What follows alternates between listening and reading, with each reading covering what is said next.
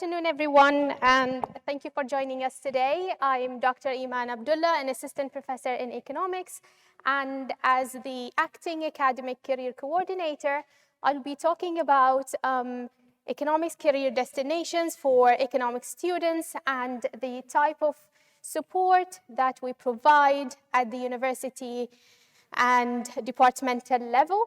And I will end by giving some tips for getting ahead of the game.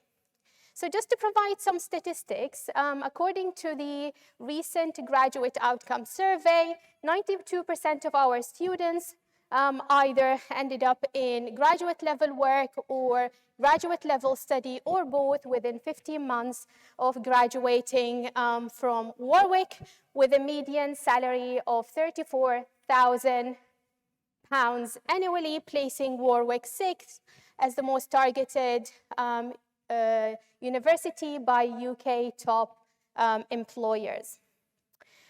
So what are the career pathways for an economics graduates? If you obtain an undergraduate degree, you will either end up in a city job or other careers, and I will talk about these in a minute. If you pursue a postgraduate degree and obtain a master's, you're most probably going to end up in policy or consultancy-related work. If you go further and obtain a PhD, you will either work in academia, like myself, Caroline, and Amrita, or work for consultancy firms or other private sector jobs. So what are the graduate destinations? There is an ongoing myth that an economics undergraduate degree, you're more likely going to end up in banking and finance. In fact, banking and finance are just two options of many. You could work as an economist for the government, or you could work for international organizations like the ILO, the United Nations, the IMF, or the World Bank. Or you could work as an economics journalist. You could do research, or you could go into further study.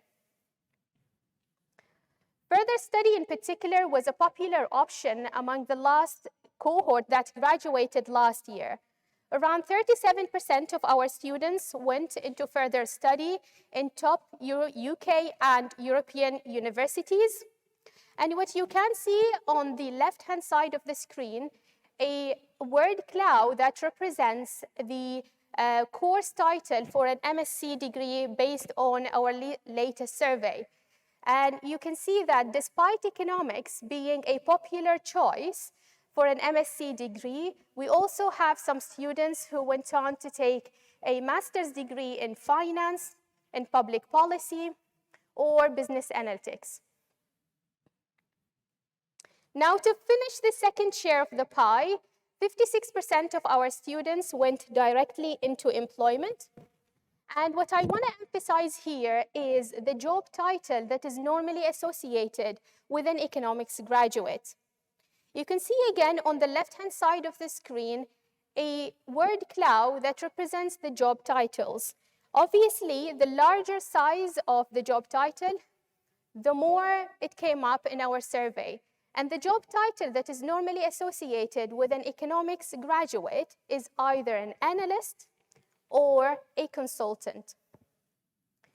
My following slide again shows you a list of top examples for employers' destination.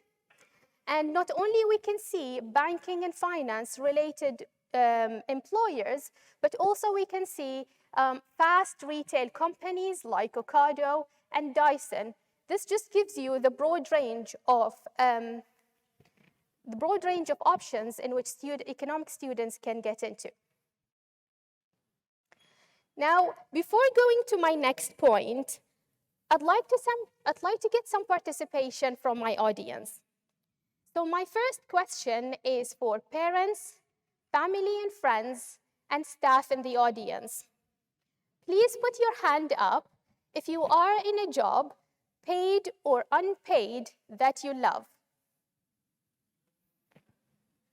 Okay, we have the majority of the audience. Now keep that hand up if you've been in that job for over 3 years. Okay, we lost some hands, but that's still a popular. Now keep your hand up if you knew at the age of 18 you were going to be working in the job that you're currently working in? Okay, we started probably with 100 hands, and we ended up with 3 or 4. And if you think of it, this goes on to demonstrate that it takes some time for you to discover what's right for you. Now, my second question is for our prospective students. Put your hand up if you have a very clear idea of the job that you wanted to work in by the time you graduate from university. Okay, we have probably 3, 4 hands. Put your hand up if you have some idea. Okay, we definitely have more. Put your hand up if you have no idea. In fact, all answers are fine. Our career support team are there to work with all of you. You do not need to have a career idea to start exploring all of the possibilities with a career consultant. If you're someone who has some ideas, we always encourage you to test these out by getting a work experience. And if you're one of those who are more certain of the direction, the career consultant is there to work with you to maximize your chances of getting the job that you want. So what is it that we offer? Just to give you a flavor of the type of services that we provide, an example of specifically the services that students normally value the most. We offer an application and CV advice. We also offer a mock interview support. We give practice psychometric test. And you could also book a one-to-one meeting with a career consultant who are normally trained strength practitioners to maximize your chances of getting the job that you want. As the academic career coordinator, I work closely with the student opportunity team and more closely with our economics dedicated senior career consultant to design and organize a number of activities with the aim of increasing the exposure of the type of jobs that are available for economics students.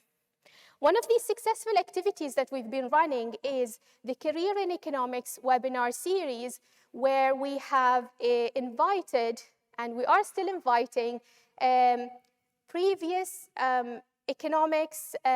Warwick economics alumni to come and talk about what they normally do in their work and how their university experience have shaped their career journey.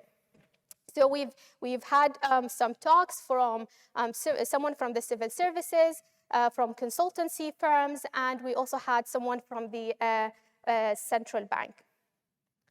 At the university level, and in response to this gender imbalance in boardroom, we've been running a program since 2014 and in collaboration with a number of employers on female personal development, in which we run specific sessions designed to empower women and help them develop their confidence and assertiveness in the labor market.